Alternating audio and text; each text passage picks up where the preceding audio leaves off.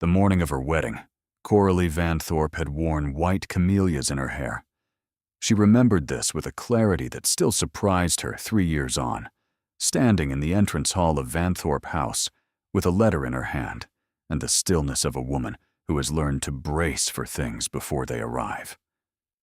14 white camellias pinned through her dark hair by her mother's trembling fingers. Ivory silk, a veil so fine it moved when she breathed. She had stood at the altar of St. Bridwell's Church in Almere and listened to the organ and felt something vast and frightening open in her chest, something with no name, something that felt like the opposite of resignation. Aldrich Deverell, Duke of Ashenmore, had walked toward her with the measured precision of someone who approached everything as though it required managing. She had told herself that was his nature. He was controlled, deliberate, a man who had learned that feeling things openly was a form of vulnerability he could not afford. She had told herself she could live with that. She had told herself a great many things during the months of their engagement, most of them reasonable, a few of them outright false. He had taken his place across from her at the altar. The vicar had spoken. 300 people watched, her brother Caspian pale and smiling in the front pew, her father gripping his prayer book with both hands.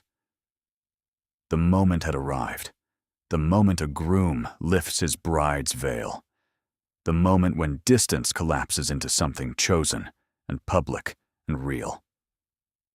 Aldrich had looked at her through the veil. He had looked at her for a long time, those gray eyes working through something she could not read, something moving behind his careful face, like weather behind glass. Then something shifted, not softened, something closed, very quietly from the inside. He turned and walked away, not dramatically, not with haste. He walked back down the aisle, past the stunned congregation, through the church doors, and out into the morning. The organ stumbled to silence.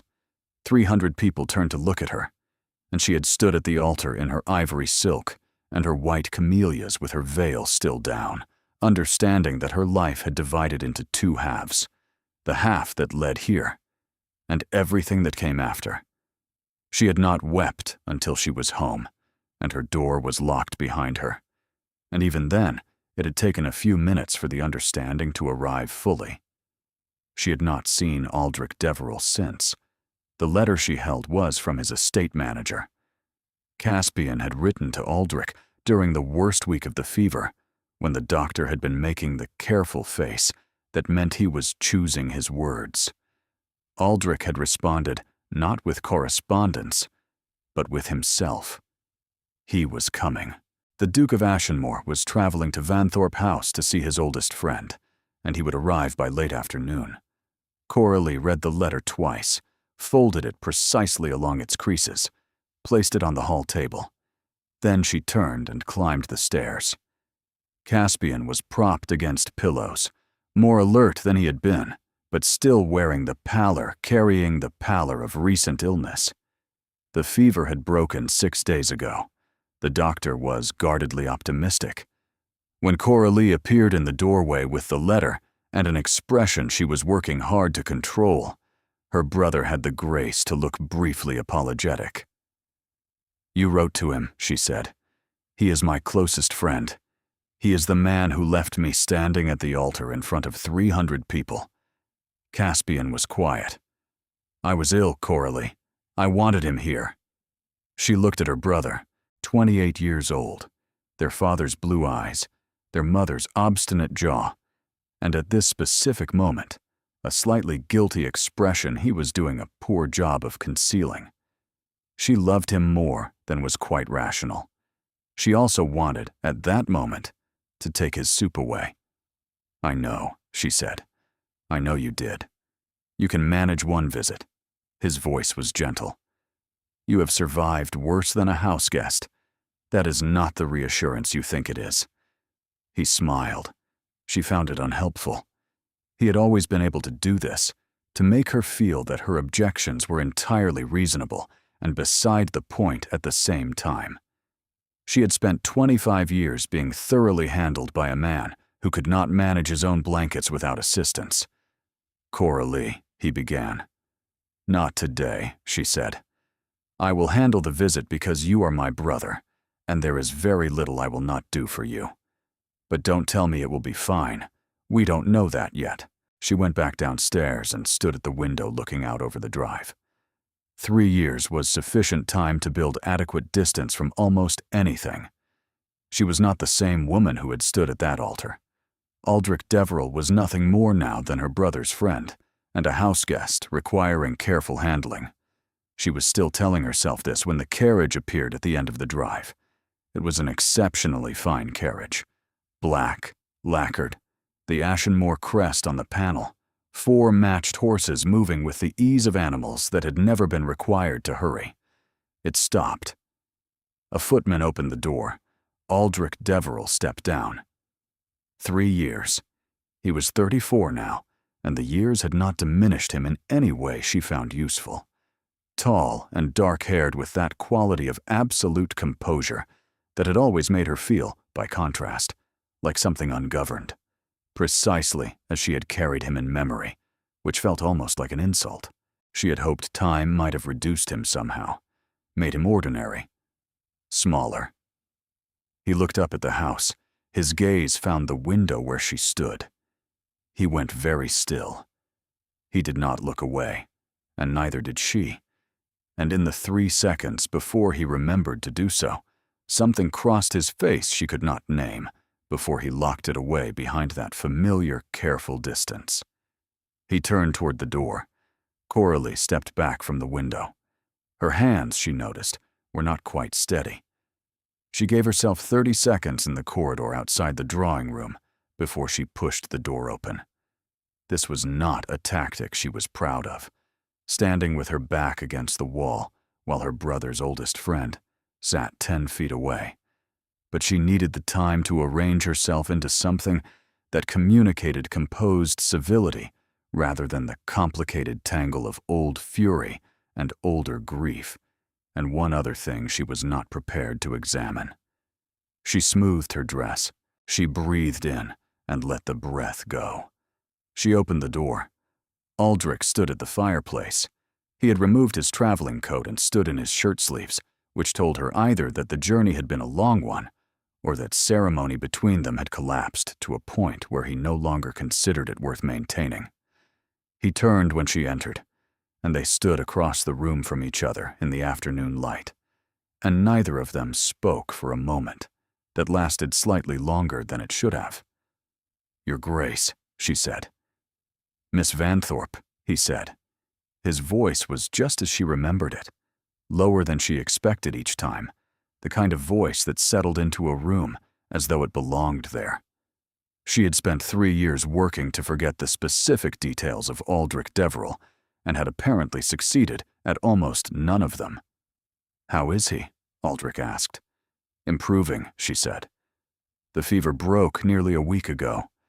The doctor is cautiously optimistic. I have come to understand that cautiously is doing considerable work in that sentence."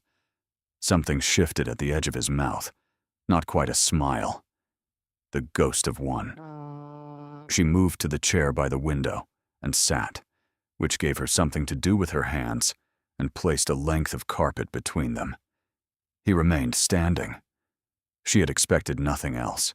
This was how it had always been with Aldrich Deverell. He filled rooms differently than other men, not loudly, but with an absolute certainty of presence that made furniture arrangements irrelevant. "You did not need to come," she said. "A letter would have been sufficient. A letter would have told me what Caspian chose to report." His tone was even. "I have known him since we were 15. I know the difference between how he writes and how he actually is. He was not wrong." She found this irritating in the way that accurate observations delivered by the wrong person always are. A knock at the drawing room door produced Mrs. Aldgate, who entered with the air of a woman who had spent some time finding the right words and was not at all confident she had found them. She spoke in a low voice to Coralie, hands folded, eyes studiously neutral. The East Wing, she explained, had sustained damp damage in February, and 3 of the guest rooms remained out of use while repairs were completed. 2 additional rooms had been prepared for the physician and his assistant from the city, expected tomorrow morning for a second consultation on Caspian's condition. There was, in practical terms, precisely 1 guest room available. It was in the family wing, 2 doors from Coralie's sitting room. Coralie absorbed this, the way one absorbs the news that the floor one is standing on is rather less solid than it appeared. She turned back to Aldrich. "We have had some difficulties with the East Wing," she said. "The available guest room is in the family wing. I apologize for any inconvenience. I can stay at the Village Inn." His voice was perfectly neutral. "Caspian will know within the hour, and it will distress him." She kept her own voice level. "He needs rest and quiet, not the knowledge that his guest has been turned out on his account. The room is comfortable. We are both adults." A pause. "Of course." "Good." She stood, because remaining seated had begun to feel like a concession she hadn't agreed to. "I will have someone show you up shortly. Caspian is resting, but he will want to see you before supper. Can I ask that you not overstay the visit? He tires more easily than he will admit." "I understand." She moved toward the door. "Coralie." She stopped with her hand not quite on the door handle. He had not used her given name since before. Since the engagement. Since the months that had preceded the altar. Since the period she had spent considerable effort reducing to a fixed historical event with clean edges. She turned. He was not looking at her from that regulated distance he had maintained since his arrival. He was looking at her the way he had looked from the carriage window that unguarded interval before he remembered to stop, and something in her chest did a thing she chose not to acknowledge. "I am glad he is recovering," Aldrich said. It was not what he had begun to say. She could see the shape of the other sentence in his face, the one he had chosen not to finish, and she could see the deliberateness of the choice. The door closing from the inside, the same as always. "As are we all," she said. She left. In the corridor, she stood with her hand pressed flat against the wall and told herself very firmly that she was 30 years old and had rebuilt herself, carefully and completely in the years since the wedding that never happened, and she was not going to allow a man's voice, or a man's eyes, or a man's particular way of looking at her in an afternoon drawing room to begin undoing any of that work. She went upstairs to tell Caspian his guest had arrived. Caspian's expression, when she mentioned the room, cycled through several stages she found wholly unsympathetic. The last one was a smile so small and so deliberate, she nearly took his water glass away. The house felt different with him in it. She noticed this the following morning and spent a considerable amount of energy resenting it. Vanthorpe House was large enough to have absorbed 3 generations of her family without difficulty. It should have absorbed 1 houseguest without incident. It did not. She heard his voice before she saw him, in the corridor asking the footman about Caspian's night, that measured way he had of asking things, occupying the careful middle distance where Aldrich Deverell had always lived. Then she heard him on the stairs. Then in the library. She sat in the morning room with her correspondence, and was aware of him moving through the house, the way one is aware of approaching weather, present even when not visible. She went to the library because she needed a book, and because she was not going to redirect her own movements around a houseguest. He was at the window, with a volume open in his hands that he had clearly stopped reading. He turned when she entered, and they looked at each other in the morning light, and she thought, irrelevantly, that this room had always had good light. "I will only be a moment," she said. "South shelf." "Take your time," he said. She found the book. She should have left. She stood with it in her hands and said, because 3 years of unasked questions had worn something thin in her, "How is your sister?" He looked faintly startled. She had wanted it to surprise him. Very well. Maricel is in Edinburgh with her husband. He paused. You knew that. Caspian would have written. He did. I was making conversation. He studied her. You are never merely making conversation, he said.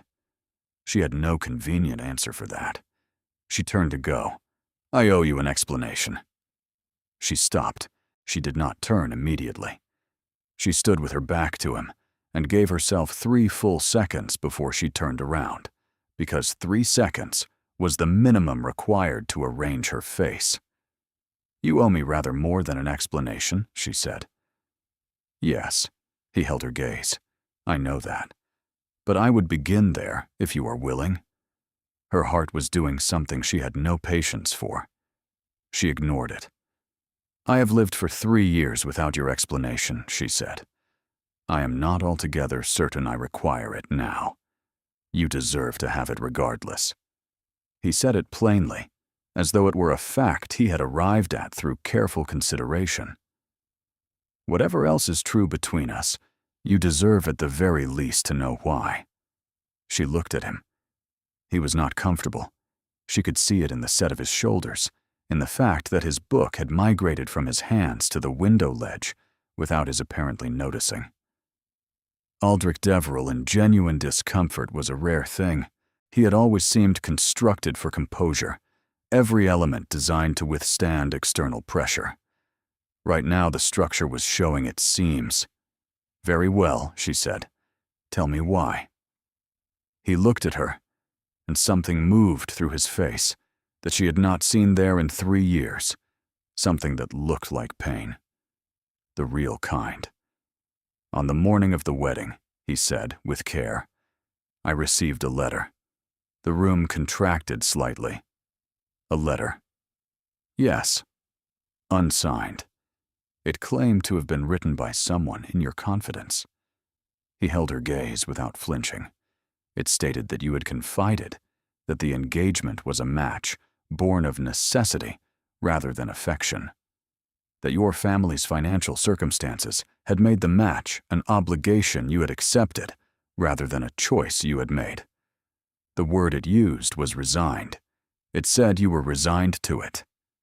Coralie stood very still. It stated further that you had described my company as cold and my manner as difficult, and that you had hoped the marriage would at least afford you a freedom you did not currently possess. He stopped. The words were careful and precise, and she could hear that he had kept them somewhere for 3 years, turned them over many times. There was no letter, she said. Her voice was steady. She was surprised at how steady it was. I received it on the morning of the wedding. There was no such letter, she said again. I do not know who wrote to you, or why, or what they hoped to gain from it. But I didn't say those things, and I didn't feel those things, and I didn't have any friend to whom I would have said them because they were not true. She stopped. Then, because 3 years of silence had built a pressure she had not fully understood until this moment, she said, with great precision, I was not resigned to marrying you, Aldrich. I was frightened of how entirely I was not resigned to it. The silence that followed was the kind that lives inside important things. He stared at her. Something was happening in his face that she had never seen happen there before. He was not calculating. He was not composing himself. He looked, for one unguarded moment, completely undone. She had said too much.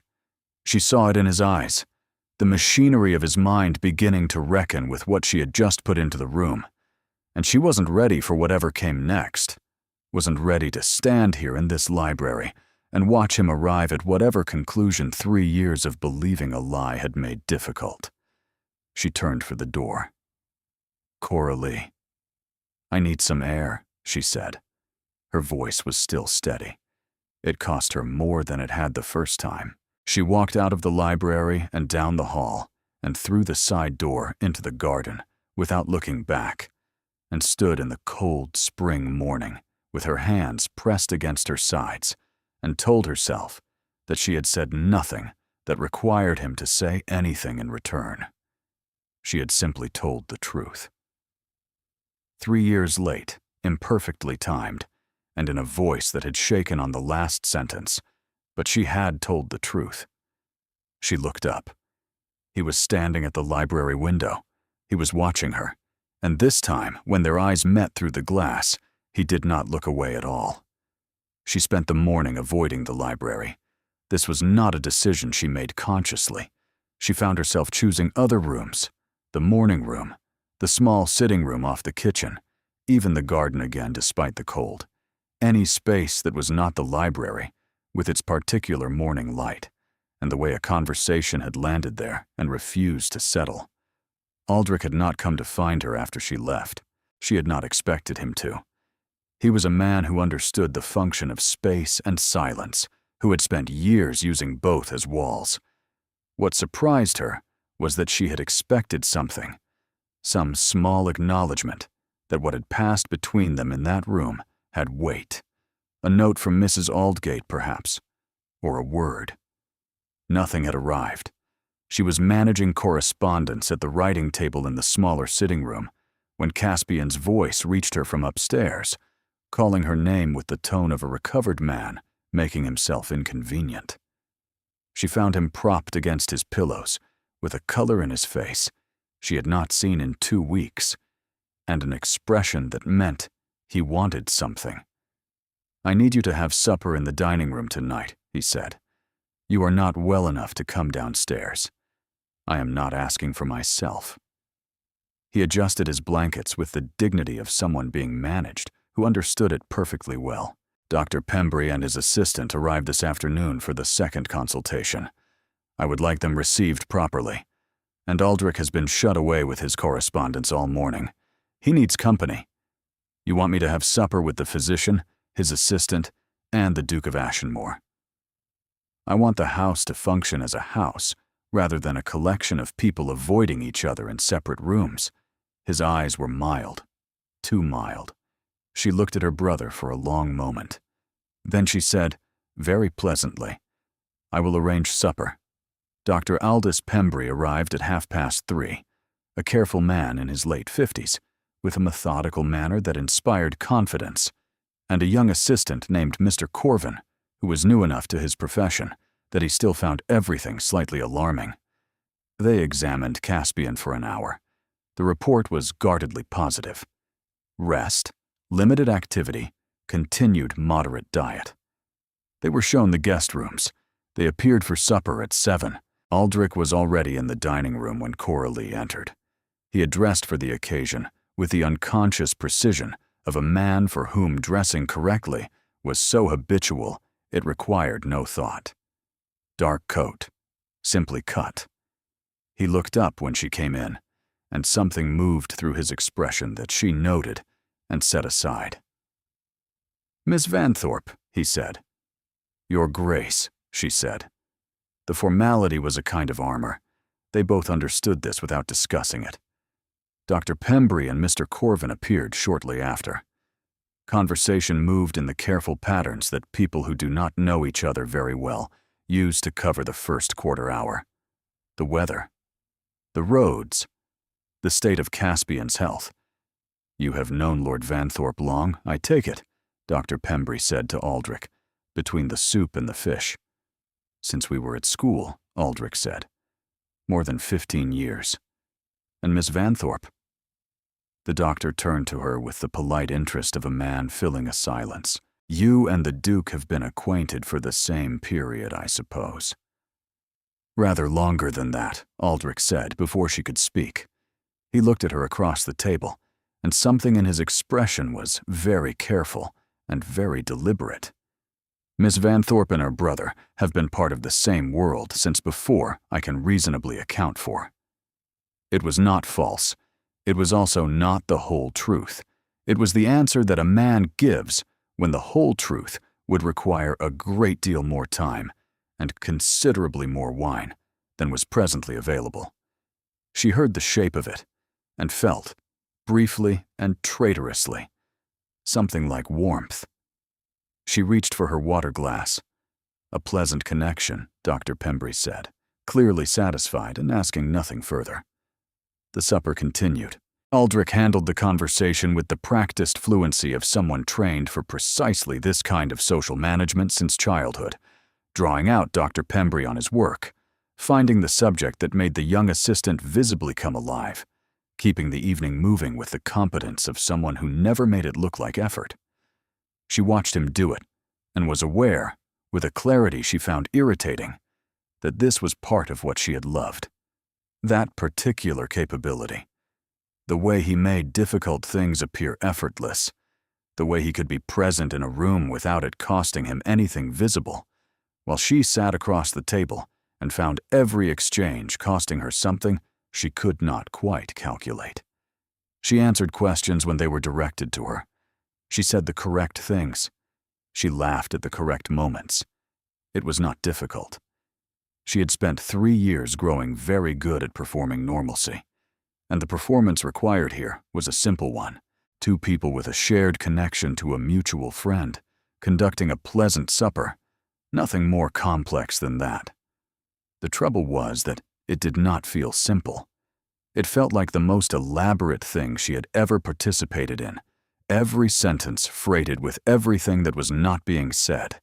Every moment of eye contact lasting precisely as long as it could, without becoming something that required explanation. When Dr. Pembry and Mr. Corvin excused themselves after the dessert was cleared, the room became very quiet. She should have risen. She had a dozen things that could legitimately occupy the remainder of the evening. She sat. Aldrich turned his water glass slowly by the stem. He did not look at her. The fire had burned down to a low amber. The house was quiet around them in the way that large houses are quiet late in the evening, settled and still. "You handled that well," she said. She had not intended to say anything. "It needed managing," he said. He was silent for a moment. Then, without inflection, still looking at the glass, he said, "I did not ask you. Before I walked away from that altar, I received the letter and I believed it. And I didn't go to you and ask if it was true." The candles between them burned low. She looked at them rather than at him. "You believed it very thoroughly," she said. "Yes." His voice was flat and without excuse. She stood then, because she had to do something with her hands, and the room had grown very small. "Good night, Your Grace." "Good night," he said. She could feel him watching her leave. Lewin Hardcastle arrived the following afternoon without being invited, and with the unhurried confidence of someone to whom invitations had always been optional. He was 32 years old, broad-shouldered, with fair hair and an easy manner that read, at first acquaintance, as warmth. Coralie had known him since childhood. The Hardcastles and the Vanthorpes had been neighbors for 2 generations, their estates separated by a stretch of woodland that had been the setting for a great many of their interactions, mostly pleasant, occasionally not. Lewin had always been attentive to Coralie in the way that some men are attentive to women they have decided to want, but have not yet decided to pursue, watching without reaching, interested without committing. She had never, even when she was younger and more willing to be flattered, found this particularly endearing. He was shown into the drawing room where she was reviewing the accounts. He came in with the easy ownership of someone entering a room that would not dream of being unwelcoming. This was a quality Lewin had always possessed, a kind of territorial assurance, as if every space he occupied had simply been waiting for him to arrive. "Coralie, you look very well. I heard about Caspian. Dreadful thing. Is he improving?" "Better," she said. She set down the accounts. "He will be glad you called. I was in the village yesterday and heard you had a house guest." He settled into the chair across from her with the ease of someone who had sat in that chair 100 times before, which he had. "Ashenmore, is that right?" She looked at him. Lewin's expression was pleasant, open, the kind of expression that revealed nothing precisely because it was designed to reveal nothing. She had known him long enough to recognize when he was managing a conversation from the very first word of it. "His Grace has come to see Caspian," she said. "Of course." He nodded, a small, careful nod.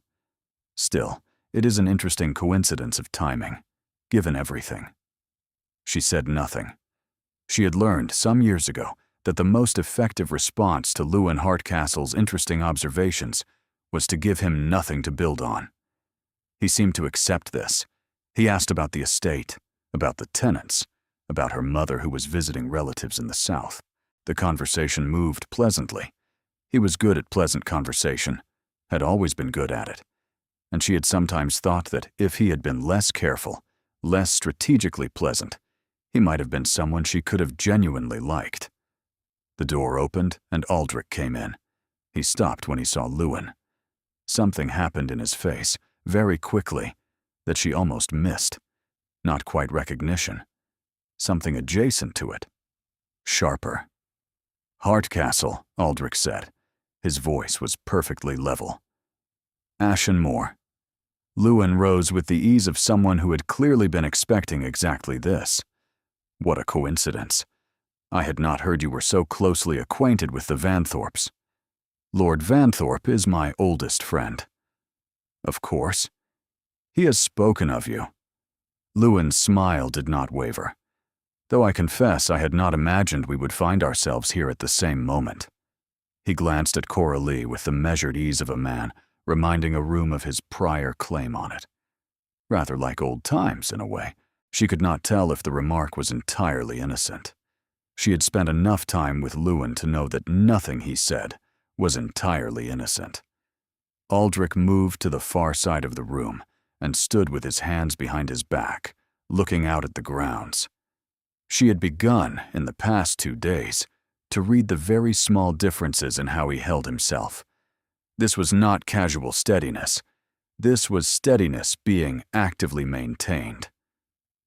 "You are staying long?" Lewin asked him. "As long as Caspian needs," Aldrich said. "Very devoted." Lewin turned back to Coralie, directing his full attention toward her with the deliberate focus of someone who understood that paying her attention was also a way of excluding the other person in the room. "I have been thinking, Coralie, that it has been too long since we had a proper conversation. Now that Caspian is improving, perhaps you might ride out with me one afternoon. The old woodland path, the way we used to when we were young." She felt, rather than saw, the slight change in the air. "That is kind," she said carefully. "I have a great deal to manage with Caspian still confined." Of course, he accepted this with gracious ease. "Another time." He paused, just long enough to be deliberate. It is important, in difficult times, to have people nearby who genuinely care. Not merely out of obligation or old connection. Genuinely. The remark was aimed at Aldrich. She was quite certain of it. Aldrich turned from the window. His expression was pleasant. "Miss Vanthorpe has never needed to settle for the merely obligatory," he said. He said it without emphasis, looking at Lewin with those gray eyes that could turn, when he chose, into something unreadable and very cold. "She has always been precisely the kind of person who inspires genuine care, whether or not she has been adequately shown it." The room was briefly very still. Lewin's smile did not move, but something behind his eyes shifted, something that looked, for just a moment, like recalibration. "Very true," he said at last. "Well, I should go up and see Caspian." He rose, turned to Coralie with practiced warmth. "Do think about the ride. The air would do you good." He left. She heard his step on the stairs, easy and unhurried. The drawing room settled back to quiet. She became aware that her pulse was not entirely steady. She did not look at Aldrich immediately. She made herself look at the accounts she had set aside, at the neat columns of figures, at anything that was not the expression on his face when he had said those words. She has always been precisely the kind of person who inspires genuine care, whether or not she has been adequately shown it. She had watched Lewin hear that and file it. She had watched him understand that the man standing across the room was not simply fulfilling an obligation. She had also felt, in the moment Aldrich said it, something she very much needed not to feel. She looked up. He was watching her. And when their eyes met, his expression was not steady in the usual way. It was direct and unguarded, and it stayed that way for long enough that she had to look away first. She sat with the accounts open in her lap for a long time after that, and did not read a single figure of any of it. She found him in the garden at dusk. She had not intended to find him anywhere. She had meant to spend the hour before supper in her room, reviewing correspondence, doing anything that had edges and purpose, and did not require managing the unsettled state she had been in since the drawing room. But the house felt close that evening, and when she pushed the side door open, she saw him standing by the old stone wall at the garden's edge, looking out at the fields. She could have gone back inside. She did not. She crossed the garden and stood beside him at the wall, not close enough to be remarkable. Just two people standing at the edge of a garden in the early evening. He did not turn when she approached. He had heard her. "You know Hardcastle," she said. It was not a question. He said nothing for a moment. "We have met, several times. You looked at him the way you look at things you are calculating." He glanced at her. "Do I do that?" Consistently, he turned back to the fields. The light was fading at the edges, the sky going the pale gray of early spring evenings in the country. He was at the wedding, Aldrich said at last. Hardcastle. He was a guest. The air between them changed temperature. He was, she said. His family are old neighbors. Of course he was there. I know. His voice was measured. I had no reason then to think anything of it. I have had more reason since. She looked at him. What does that mean? It means I have thought about who might have written that letter. He turned to face her, and his expression was not composed in the usual way. It was effortful, controlled because the alternative was not. In the months after the wedding, when I had time to think, I considered who might have known enough about the arrangement to write convincingly. Hardcastle had known you for years. He knew your family's situation. He knew the terms of the engagement. You think Lewin wrote it. I have no proof. But you think it. He held her gaze. I think he has always wanted something from you that I was in the way of. And I think men who want things have been known to remove obstacles. That is not evidence. I am aware of that. She turned away from him, back to the fields. The cold was coming in properly now. You should have told me, she said. Her voice was steady. You should have told me 3 years ago when you first considered it. I know. You should have asked me. 3 years of not saying this were pressing behind the words like water behind a door. You should have put that letter in front of me and asked if it was true. She stopped. She breathed. Instead, you walked away.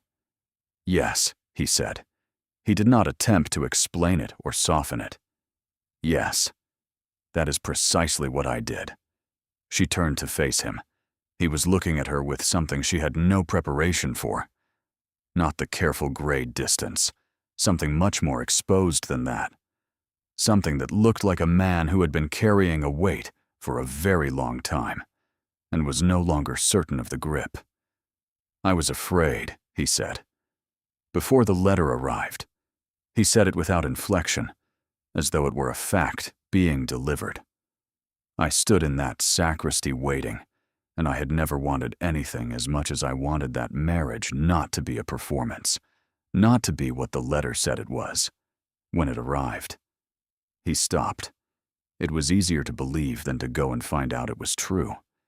She stared at him. Explain that, she said. He held her gaze. The arrangement between our families was made in the practical way these things are made. Your father and mine agreed the terms. There was nothing in the agreement that said it had to be anything more than that. I had told myself for a long time that I understood the nature of it, that I was sensible about it. He stopped again. Then you were there, and the nature of it had apparently changed, for me at least, and I did not know what it had become for you. I had not asked. The letter arrived, and it told me what I was most afraid to hear, and I chose to believe it, rather than risk discovering it was true. The garden was very quiet. You were afraid I did not want you, she said slowly. I was afraid I wanted you rather more than I had planned to, and that the arrangement was something different to you than it had become to me. He said it with the flat precision of a man reading from something he had rehearsed in his mind. The letter said what I had already feared was true. The thing moving through her was somewhere between fury and grief, and that third thing she had been refusing to name since the carriage came up the drive. So you believed it, she said. I believed it. Without asking me. Without asking you. And you walked away. Her voice cracked on the last word, not dramatically, just a small, clean fracture in the surface of it. You walked away and left me standing there, and you never came back to ask if you had been wrong. He said nothing. He did not look away. You wanted me to have been resigned, she said. It was easier. If I was resigned, then you were not the only one who was afraid. You wanted the letter to be true, because the alternative required more courage than you had that morning. The expression on his face was the most honest thing she had ever seen on a human face. It wasn't comfortable to witness. Yes, he said, barely a sound. God help me. Yes. She had landed the blow she had not fully known she was throwing. She could see it in him, in the stillness of someone who has been reached somewhere he had believed was defended. She had expected to feel something like satisfaction. She felt nothing like it. She turned and walked back toward the house. Coralie. She stopped. She did not turn. I know that nothing I have said is sufficient, he said. I know an explanation is not the same thing as what you are owed. No, she said. It is not. She went inside. She stood in the hallway with her hand flat against the cold wall and told herself very firmly that she had what she had always wanted. She knew why. She had the whole of it now, the letter and the fear and the exact shape of the cowardice that had cost them 3 years. She had wanted an explanation, and she had one, and it was true, and it changed nothing, and it changed everything. She also had the knowledge that what he had been afraid of was precisely what she had been afraid of, that they had both, in their separate and silent ways, spent years being very successfully afraid of the same thing, that the distance between them had not been indifference on his side any more than it had been resignation on hers. She stood in the hall for a long time. She was not sure what to do with any of it. The morning after the garden, Aldrich came to breakfast composed.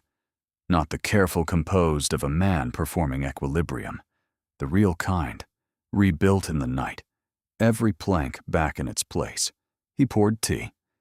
He asked after Caspian with the measured concern of someone who felt exactly what he intended to feel and had arranged matters accordingly.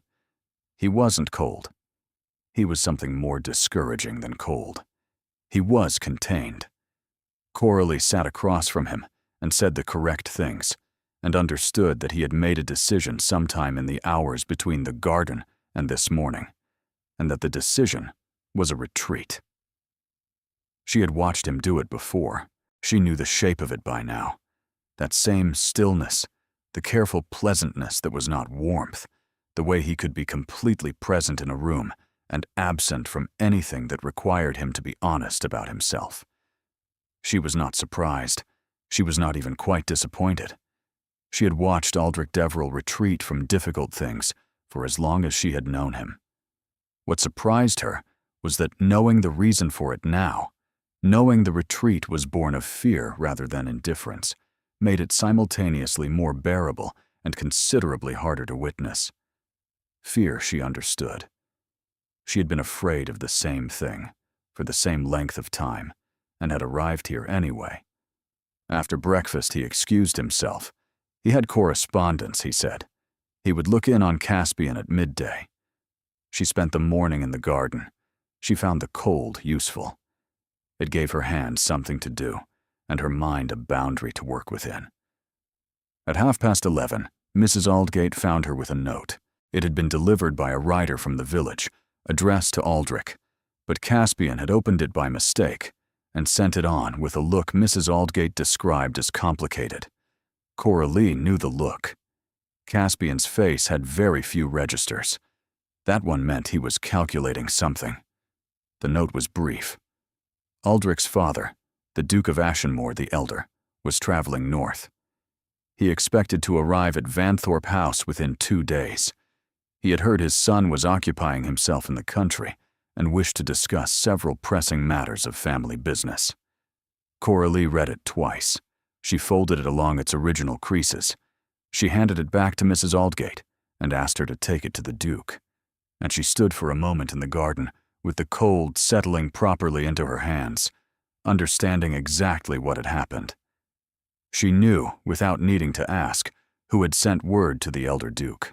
There was only one person with knowledge of Aldrich's presence here, with understanding of the nature of it, and with sufficient reason to involve a parent who would reliably create an obstacle. Lewin Hardcastle had made his opening move. She ought to have expected it sooner. Aldrich found her in the rose garden an hour later. She was deadheading the early growth the cold had killed, a task she did every spring with the methodical patience of someone who understood that some things needed cutting back before they could grow properly. He stood at the gate for a moment before he came through it. She heard him, but did not look up. "My father is coming," he said. "I know." Mrs. Aldgate brought the note. He came through the gate. He stood a few feet away with his hands behind his back. He was wearing his riding coat, which meant he had been out earlier. He had probably known about the note before she had. "I need to leave before he arrives," Aldrich said. She continued the deadheading. "That seems like a decision you have already made." "It is the right one." He paused. "My father will have heard, through whatever channel this reached him, that I have been here for some time. He will draw conclusions. His conclusions will create difficulties. For you," she said. "For you." His voice was quiet and perfectly level. "He will make inquiries. He will speak to people. He's not a subtle man. His presence here will confirm whatever has already begun to circulate, and I have no intention of subjecting you to that." She stopped. She looked at him. "So you are protecting me?" "I am being clear-eyed. You are retreating," she said. She said it without heat, as a plain description of a thing she had watched happen before and was watching happen again. His jaw tightened. "I am being honest about what I am able to offer, which is not a great deal." She held his gaze for a long moment. Then she turned back to the roses. "Before I go," he said, "I want you to know that what you told me in the library has changed how I understand a great many things." He stopped. "Not enough things, perhaps, but a great many." She said nothing. The garden held its quiet around them. He left. She stayed among the roses for a considerable time, cutting back the dead growth with more force than was strictly necessary. When she went in for supper, there was a book on the hall table with her name written on a card in his handwriting. She nearly walked past it. Then she stopped. She picked it up and opened it. It was a collection of old letters, correspondence between two people she did not immediately recognize, the kind of thing that gets published long after the writers are gone. He had marked a passage toward the back with a slip of paper. She read it where she stood, in the hall, with the evening beginning to settle outside the windows. The passage was written by a man to a woman. He wrote, "I have been afraid for so long that what I feel for you belongs to a category of things that are real and true and wholly useless, because the world has no room for them. I am starting to suspect the world is wrong about that. I am starting to suspect I have been taking my instructions from the wrong authority. Coralie stood in the entrance hall with the book open in her hands for a very long time. She read the passage twice more. She pressed her fingers against the marked page. He was not gone yet. But he had left her something to hold on to, and she was not sure whether that made things better or considerably worse. She took the book upstairs. She set it on her bedside table. She did not read anything else that evening. Caspian was sleeping soundly when she looked in on him before bed. She stood in his doorway for a moment and was grateful for that, and for the fact that he was absolutely terrible at subtle. She was glad he had written the letter. Caspian had a difficult night. It was not the fever returning. The doctor, roused at 1:30 in the morning, was calm about it. Caspian had overdone the previous day. Too much sitting up, too much company, and too much optimism about recovery before the recovery was sufficiently complete. He needed quiet and rest. He would almost certainly be better by morning.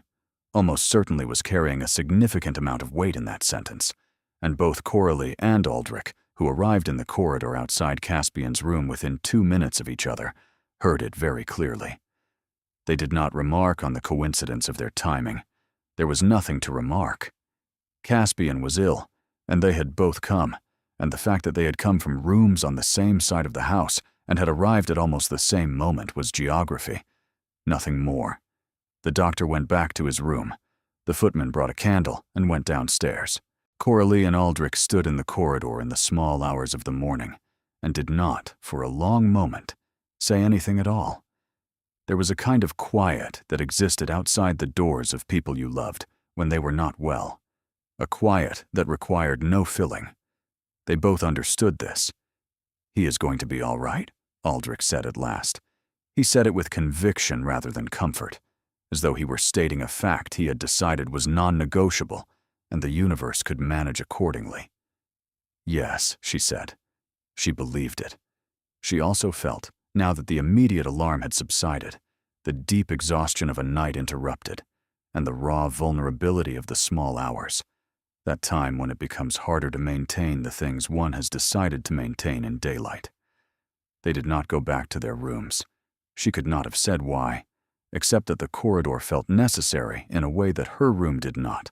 Coralie settled on the small chair outside Caspian's door, pulling her dressing gown closer against the draft from the window. Aldrich stood by the window at the end of the corridor for a while, looking out at the dark grounds. After a time, he sat on the floor against the wall beneath it, which was not dignified, but was practical. And she found this small act of practicality over propriety more affecting than she had expected. It was the kind of thing a person did when they had stopped caring about how they appeared and were being somewhere they needed to be. They sat in the quiet of the house and listened to the silence from behind Caspian's door, which was the sound they needed. Coralie thought, in the way that thoughts arrive at 2 in the morning, that silence had different qualities, depending on what it was the absence of. The silence from Caspian's room was the absence of distress. That was a good silence. The silence between herself and Aldrich was something she could not as easily categorize. She thought about the book on the hall table, about the passage he had marked. She thought about a man who could not say a thing to her face and left it in a letter 200 years old instead, and found that she did not find this as frustrating as she probably should have. She found it unexpectedly, rather like him. "You were close to leaving today," she said at some point. The candle had burned low. She was not sure what hour it was. "Yes," he said. "What stopped you?" He was still for a moment, a pause that felt different from his usual pauses. Not controlled, just genuinely uncertain. "I could not go before I knew he was properly well," he said. He looked toward Caspian's door. "And I could not go without saying something I should have said a long time ago." He stopped, I kept arriving at the beginning of that sentence and not finding the end of it. She waited. She had learned something about waiting with Aldrich Deverell. "I am sorry," he said, "not only for the letter, for choosing the easier thing when the right thing was to go to you and ask." He looked at his hands. I have told myself many different stories about that morning, in 3 years of having nothing but time to reconsider them. The most honest version is this: I was afraid of what you would tell me either way.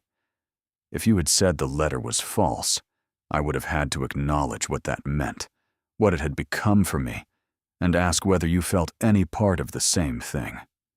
He stopped, and I was not certain I was brave enough for the answer. She moved from the chair. She crossed the corridor and sat beside him against the wall, close enough that their shoulders nearly touched. She was not sure why. It felt like the only honest response available to her at 2 in the morning, with her brother asleep on the other side of a door, and 3 years of questions finally running out of the space they had been occupying. "When you knew," she asked, "when did it stop being simply an arrangement for you?" He did not answer immediately. She could feel him deciding. She had felt him make this calculation several times now, the moment when he decided whether to say the thing or find a safer sentence nearby. She waited. "The winter before we were engaged," he said at last. "There was an evening at your father's house, a dinner, nothing remarkable about it. You argued with Caspian about something I cannot now remember, and he said something cutting, and you went very quiet for a moment." He paused, "and then you laughed, not because it was funny, because you had decided to let it go, and that was your way of doing it." He turned to look at her. I thought that was the most graceful thing I had ever seen anyone do. The specific kind of grace that has nothing to do with elegance and everything to do with choosing who you want to be in a difficult moment.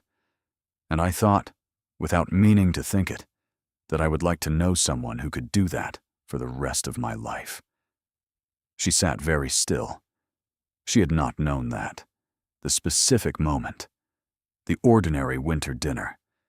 She had spent 3 years believing the arrangement had been practical on his side, if not entirely on hers, and he had been carrying that evening in his memory since before their engagement had even been agreed. "That was 4 years before the wedding," she said. "Yes," he said quietly.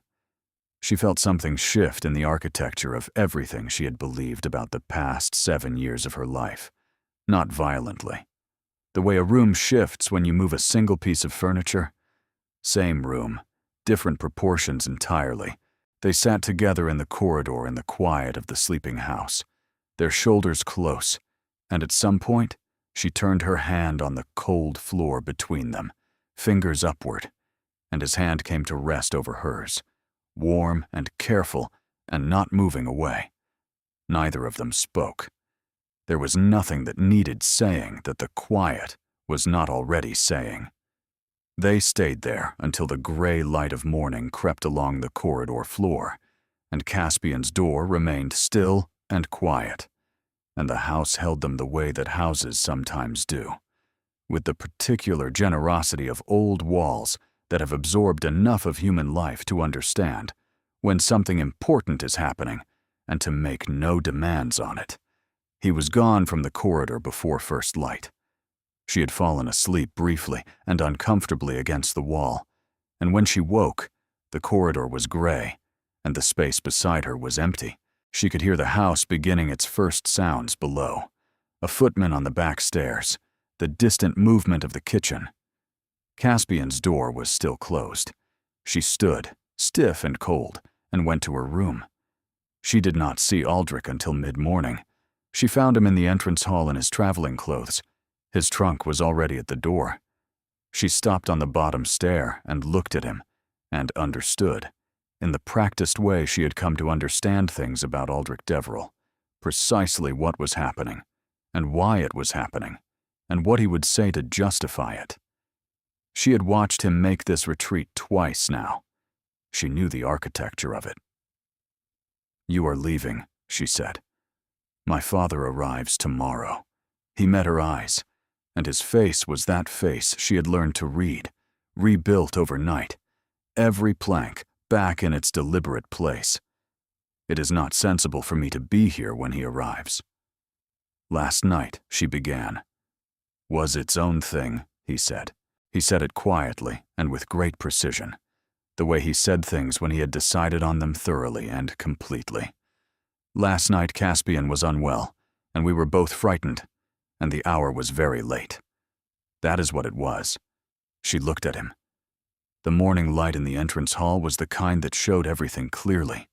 She could see the effort it was costing him to stand there and say this, the tightness around his eyes, the very careful way he was holding himself still. "That is not what it was," she said. "It is what it has to be."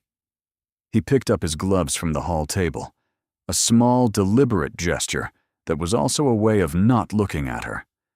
"I cannot remain here and be close to you and have nothing to offer you. It is not fair to you. And leaving is fair to me. Leaving protects you." His voice was patient and exact, and held the quality of someone who has rehearsed a thing until he could deliver it without cracking. "My father will arrive, and he will ask questions, and whatever he finds will affect your standing in ways I cannot prevent once the story is already being told. If I leave before he arrives, there is nothing to tell." She had known this was coming. She had known it since the corridor, perhaps even before that. Perhaps since he had arrived on the drive, and she had watched his face go through something in 3 seconds before he locked it away. She had known it the way you know things about people you have been paying attention to for 4 years. She came down the last stair. She stood in front of him on the hall floor, and she looked at him steadily, the way she had learned to look at things she needed to see clearly. "Then go," she said. He looked at her. "I am not going to argue with you," she said. She said it calmly, without anger, because she wasn't angry. She was something more complicated than angry. "I'm not going to tell you what you are doing. You know what you are doing. You knew before you packed the trunk." She paused. "But I want you to understand one thing before you leave this house." She let a breath go and said the next sentence slowly and clearly, the way one says things that need to survive being carried some distance and arrive at their destination intact. "I was not resigned to you 3 years ago, and I am not resigned to losing you now." He went very still. She watched something move through his face, something that lived in the unguarded space between his careful control and whatever existed underneath it. His hands, she noticed, had stopped their precise management of the gloves. She stepped back. She turned toward the drawing room. She heard him behind her, a single short exhale, barely more than a sound. She did not turn around. The front door opened and closed. She stood at the drawing room window and pressed her hands flat against the glass and watched his carriage emerge from in front of the house and move down the drive, growing smaller between the lines of trees, and then disappear at the bend where the drive met the road. She had said what she needed to say. She had not asked him to stay. She had not made it difficult for him to leave. She had given him the truth and allowed him to do whatever he was going to do with it. She told herself that was the right thing. That was the honest thing. She stood at the window for a long time. Caspian found her there at midday. He came downstairs for the first time in 2 weeks, against the doctor's schedule by approximately 3 days, and stood in the doorway of the drawing room, looking at her with an expression she recognized as the one he wore when he had something to say, and was deciding whether to say it in the gentle version or the direct version. He chose the direct version. He usually did. "He came back," Caspian said. She turned from the window. "What?" "Yesterday evening, before his father's note arrived. He came back to the house. I saw him from the window. He stood in the drive for a quarter hour. He said he had forgotten something." Caspian was quiet. I think what he had forgotten was his nerve. She stared at her brother. He came back, and then he left again, she said. Yes, Caspian said. He sounded neither surprised nor particularly troubled by this. The way that man moves toward the things he wants is deeply inconvenient, but I have some faith in where he eventually ends up. She turned back to the window. She was not fully convinced either. The following afternoon, Lewin Hardcastle came back. He arrived mid-afternoon with the ease of a man returning to ground he considered familiar. This was a quality Coralie had noticed in Lewin for years, the way he moved through other people's spaces, as though they had always been arranged with his comfort in mind. She received him in the drawing room. Caspian was upstairs, considerably better, restless in the way of a man confined too long who had begun negotiating with his own common sense about when the confinement might reasonably be considered complete. Lewin sat down. He declined tea with a small, easy gesture. He looked at her with an expression she had seen on him a handful of times over the years, the expression he wore when he had prepared something in advance and intended it to be received as candid. "Ashenmore has gone, I hear," he said. "He has." I wondered if he would stay. He said it with the specific neutrality that meant it was anything but. I imagine his father's impending arrival made the decision easier. She said nothing. She had learned that the most effective response to Lewin Hardcastle's carefully positioned observations was to offer him nothing to extend them with. He studied her for a moment. Then he leaned forward slightly. "Coralie, I want to say something to you, and I hope you will receive it in the spirit in which it is meant." "I will do my best," she said. "What happened 3 years ago at the church," he said, "was considerable pain caused by a profound misunderstanding. I've always felt it was a tragedy. Two people, both of them in their own ways, not ready to trust what they had." He paused. There was something very deliberate about his pauses. She had always noticed this. He built his silences like a craftsman. A letter was involved, I believe. Anonymous letters of that kind can do a great deal of damage. They say things that perhaps reflect fears more than truths. She watched him. She watched him with the full attention of a woman who had spent 3 years wanting to understand something, and was now, for the first time, in the room with someone who could explain it. "Lewin," she said. He waited. "Did you write it?" she asked. He looked at her for a long moment. She could see him assessing the landscape, the distance between admission and denial, which version of this conversation served him better. Then he said, with deliberation, "I wrote something I believed to be true at the time. I believed you were being pressed into an arrangement by your family's situation and that you would be unhappy.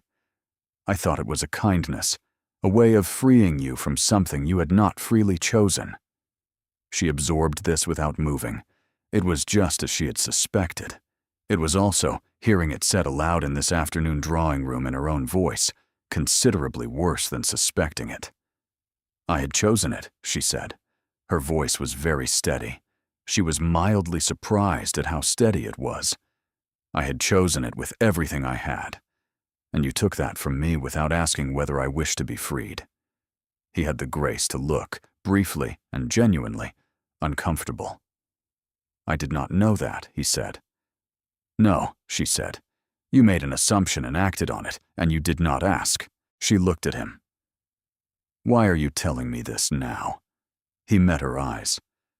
"Because Ashenmore is gone, and whatever has been between you, it is clearly unresolved. And I think you deserve," she said. He began. She heard the front door. She heard footsteps cross the entrance hall with a speed and directness that meant the person crossing it was not uncertain about their destination. The drawing room door opened. Aldrich stood in the doorway. He was still in his traveling clothes. He was looking at Lewin with an expression she had only seen on his face in the garden, in the corridor, in the moments when the composure had been showing its seams, and he had stopped bothering to hide it. He had heard. She read it in his face. He had come back from the crossroads at Almere, and he had heard at least part of what had been said, and he was standing in the doorway, looking at Lewin Hardcastle with the gray eyes of a man who has been patient for a very long time and has reached the end of the patience. He came into the room. He crossed to the window. He turned. "How much of it?" he said. His voice was quiet, which was considerably more final than if it had been raised. "How much of that letter did you believe, and how much of it did you construct to serve your purpose?" The silence that followed was the fullest silence the room had held since Coralie had read the note about the elder Duke. "I want you to understand something," Aldrich said. He said it with the even clarity of a man who has made a decision and is simply informing the relevant parties. "I am going to speak to my solicitor when I return to London. I intend to make clear to him, and through him to the appropriate people, that the standing arrangement between the Deverell interests and the Hardcastle estate, specifically the North Parcel Agreement my father has been building for 2 years, is no longer something I intend to honor." He paused for one beat. "I am also going to make clear why." Lewin went still. "You cannot do that." "I can," Aldrich said simply. "And I will." He looked at Coralie then, directly, and without any management of his expression whatsoever. He looked at her the way he had looked from the carriage window on the day he arrived, except that this time he was not locking it away. This time he was standing in the middle of it with his eyes open. "I am done making the safe choice." He turned back to Lewin. "You should leave now." Lewin looked between them for a moment. He was calculating something. She could read it in his face, the machinery of a person weighing what he could still hold against what was already gone. Lewin left. The drawing room was very quiet. Coralie sat for a moment with her hands in her lap and felt, in some place she could not name precisely, a kind of release. Not satisfaction. Something more structural, as though a load-bearing question had finally been answered, and the thing it had held up could now settle onto something solid. She looked at Aldrich. He was still at the window. His back was to her, and she could see, in the set of his shoulders, the quiet of someone who has just done something irreversible and is beginning to understand its dimensions. She said his name. He turned. He had not moved since Lewin left. He was still at the window. His back was to her, and she could see, in the set of his shoulders, the weight of a man who has done something irreversible and is now beginning to feel its full dimensions. He had not moved since Lewin left. The afternoon light was behind him, and she could see his profile, the jaw she had been cataloging for 4 years, the scar from the riding accident she had known about since before she had any right to know it. She said his name. He turned. She looked at him properly, more directly than she had permitted herself to look at him since the day of his arrival, when she had given herself 3 seconds at the window before stepping back. "What you gave up just now?" she asked. "With the solicitor, with the Hardcastle arrangement." He was quiet for a moment. "An arrangement my father had been building for 2 years, a property connection that would have resolved several standing disputes along the northern boundary and strengthened the family's position in that part of the county." He said it plainly, without drama. "And what does your father say about that?" "He does not know yet." His voice was even. "He will say a considerable amount when he does." She absorbed this. She stood, then sat again, then stood properly, which was unlike her. She was not generally a person who could not be still. This was apparently an exception. "Aldrich," she said, "look at me properly." He was already doing it. She realized he had been doing it since the moment he walked through the door, looking at her the way he had looked from the carriage window on the first day, except that now the door was not being closed. It was standing open. He was standing in the open doorway, not knowing if he was welcome through it. "Why you came back?" she asked. "From the crossroads." He breathed in and out once. "I got as far as the crossroads at Almere." He stopped. "I sat in the carriage at the crossroads, and I thought about the corridor, about your hand on the floor, about what you said to me at the door the morning I left." He met her eyes without looking away.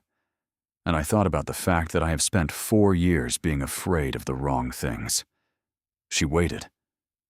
"I've been afraid of disappointing my father," he said, "of failing the expectations of a family that has existed for 300 years, of being the Duke who chose something personal and unstrategic over something measured and correct."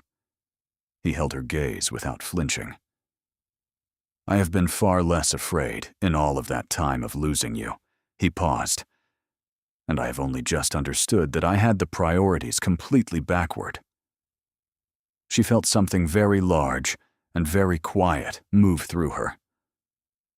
"I need to say something to you," she said.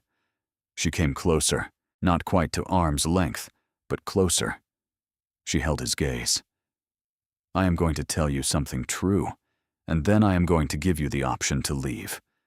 I want it genuinely available to you." He held her gaze without flinching. "You can go back to your father's arrangements. You can tell Caspian whatever seems necessary. I will not make it difficult." She stopped. "That is the door.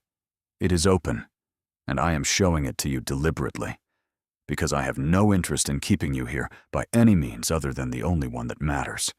He was very still. "I am not resigned to you, Aldrich." She said it the way she had said it at the front door that morning, but this time she did not turn away. "I never was. I have loved you, without a great deal of assistance from you, for quite a long time. And if you cannot choose it publicly and at cost, then that door is genuinely open, and I would rather you use it than stay for any reason less than the truth." She waited. He looked at her for a long moment that lasted long enough to be real. Long enough that she felt the genuine weight of the door, felt the possibility of it closing differently than she wanted it to. She had meant what she said. She had meant every word of it. Then he said, "I have loved you since a winter dinner at your father's house, 4 years before we stood at that altar, when you laughed at something you had decided to let go." He said it plainly and clearly, the way he said things when he had finished managing them. "I have loved you at a distance, and without adequate courage, and I have wasted 4 years being afraid of what choosing you openly would cost me." He took one step toward her. "I would like to stop doing that now. If you will have me, knowing what I have already cost you, and what I am still likely to cost you, because my father is a formidable man, and this will not be an easy road." "I did not ask for easy," she said. No, he took another step, and he was very close now, close enough that she could see the exact quality of the expression on his face, which was not composed, was not contained, and was wide open. "You asked me to choose." "Yes," she said. "Then I am choosing."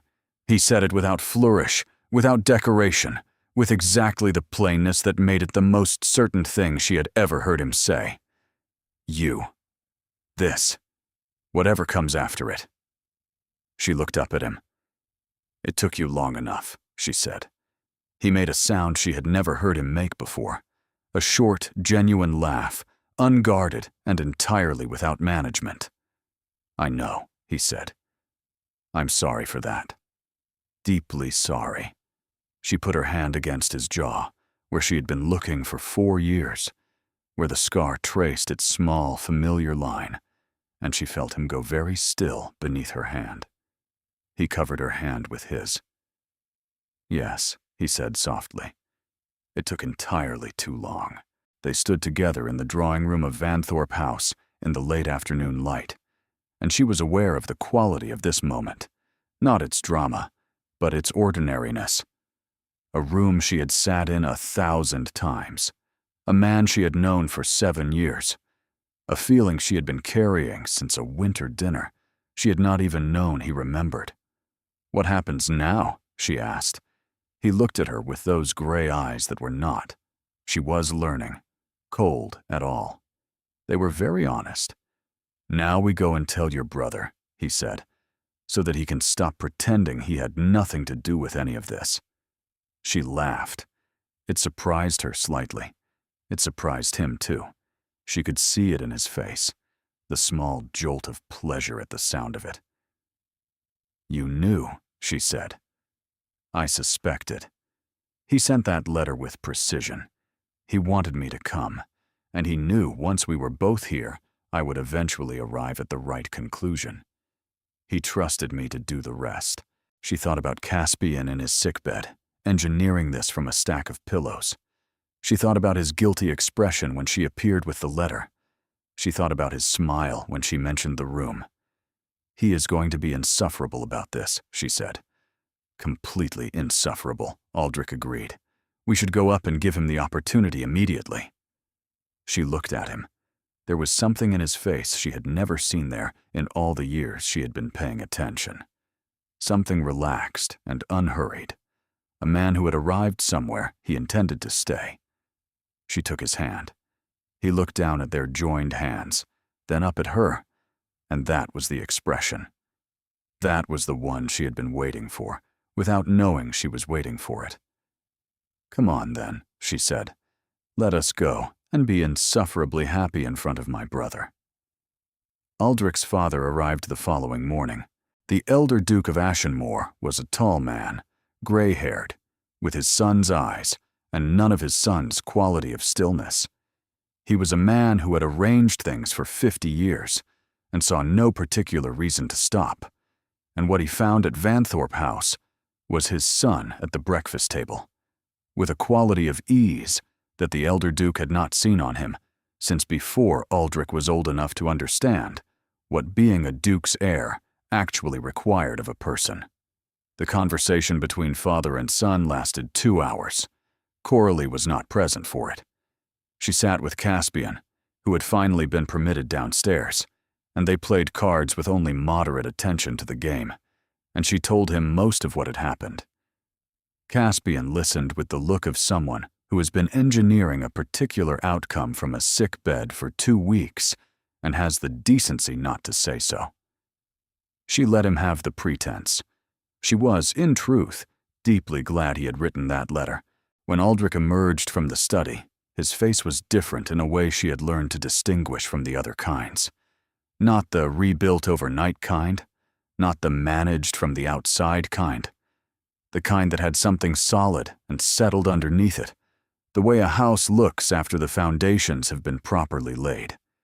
He looked at her across the entrance hall. He said, "My father would like to speak with you." She went in.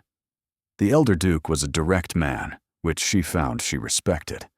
He did not pretend the meeting was something other than what it was. He told her plainly that he had spent 30 years building alliances and took no pleasure in watching them disassemble.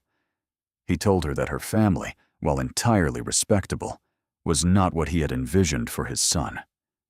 He told her that Aldrich had made up his mind, and that the elder Duke had learned, over 50 years of observing people, when a mind was genuinely made up, and when it was merely emotional. He paused. Then he said, "My son has never, in 34 years, made a significant decision from feeling before today. Whatever you are to him, you have managed something I was not certain was within his capabilities." He studied her with those gray eyes that were a family characteristic she was beginning to feel she had always known. I do not say this as approval. I say it as an honest observation. The approval will require time and considerably more information. "That is fair," she said. He looked at her steadily. "Yes," he said after a moment. "I expect it is." He left the following morning, which was earlier than planned. He was not warm. He was not hostile. He was a man genuinely reassessing something he had built his assumptions around for years, and he was doing it with more honesty than she had expected.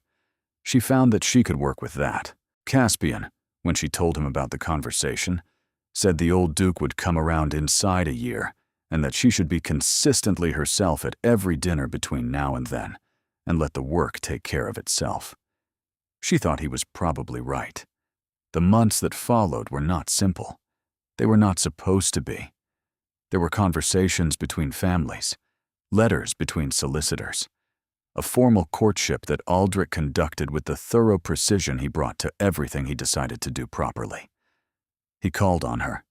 He was received by her father after 2 weeks and a long conversation in the study, the content of which she was told only partially, but which concluded with the elder Vanthorpe saying that he supposed Ashenmore knew his own mind, and that anyone who found his daughter worth the cost of what he had given up had at least demonstrated sound judgment about what mattered.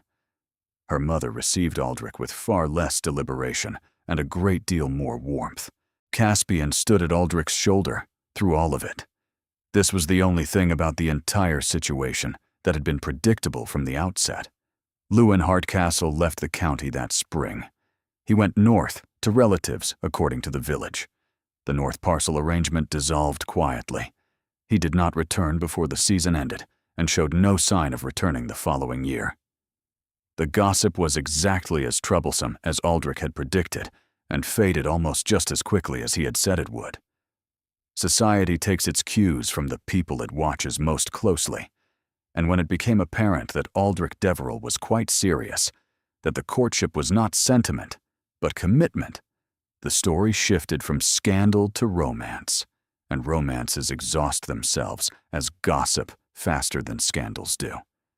They were married in October. St. Bridwell's Church in Almere.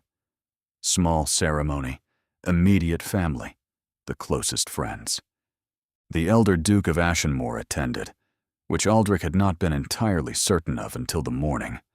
He sat in the front pew with the careful face of someone who had arrived at an opinion he had not planned on and was beginning to find it more comfortable than expected.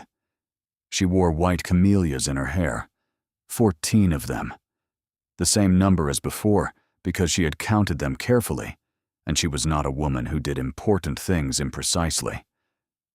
She stood at the altar of St. Bridwell's Church and listened to the organ play and felt something vast and frightening open in her chest, the same feeling she had been carrying since a winter dinner 4 years before she had stood here the first time, the feeling that had no convenient name and had never once, not for a single day of the years she had carried it, felt anything like resignation. Aldrich walked toward her. He did not have the expression of a man approaching a negotiation. He did not have the expression of a man managing a situation.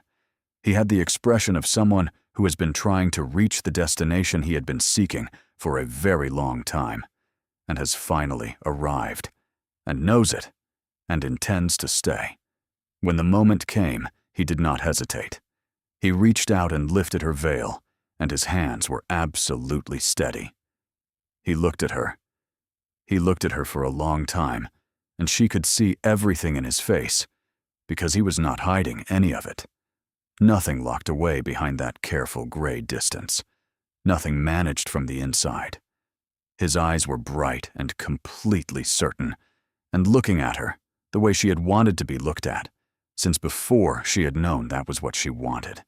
Not as an arrangement or a foregone conclusion or a problem to be managed, as someone chosen, openly, at cost, without condition or qualification or escape clause of any kind. She felt her own face do something beyond her control. "I know," she said softly, before the vicar could say anything at all. "I know. I feel it too." He laughed. It was the most unguarded sound she had ever heard from him, warm and real, and owing nothing to performance whatsoever. The whole church heard it. The congregation made the specific sound of 300 people deciding collectively to be delighted rather than scandalized. He kissed her, briefly and improperly, before the ceremony had technically begun. The vicar coughed.